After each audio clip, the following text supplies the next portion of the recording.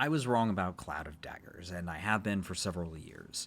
So, I was under the impression that the 2014 version of Cloud of Daggers still allowed a saving throw, so a combination of like the spell being immobile, the AoE being tiny, the damage not being great, and then thinking that it had a saving throw. It looked like a pretty awful spell, honestly.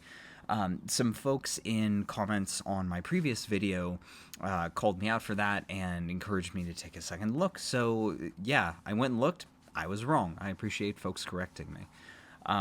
So in the new version of the spell, like, old version of the spell was fine. Like, it's better than I gave it credit for.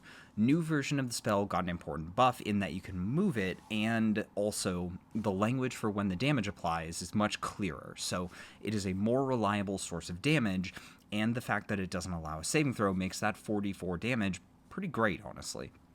Also, the context changed around the spell in the 2024 rules. The abundance of forced movement effects from like push weapon masteries and grapple being like easier to get into because you don't need proficiency in athletics, and just a ton of class features that now force movement. All of those options make spells like Cloud of Daggers considerably better, and while its admittedly small AoE is certainly a limitation, the ability to force enemies into that 5-foot cube makes it a lot better.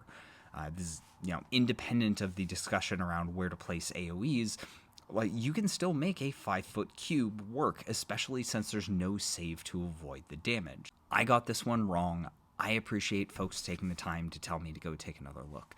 I try really hard to be right. I get things wrong sometimes, and hey, when folks find things that I've done wrong, I always appreciate when you tell me about it.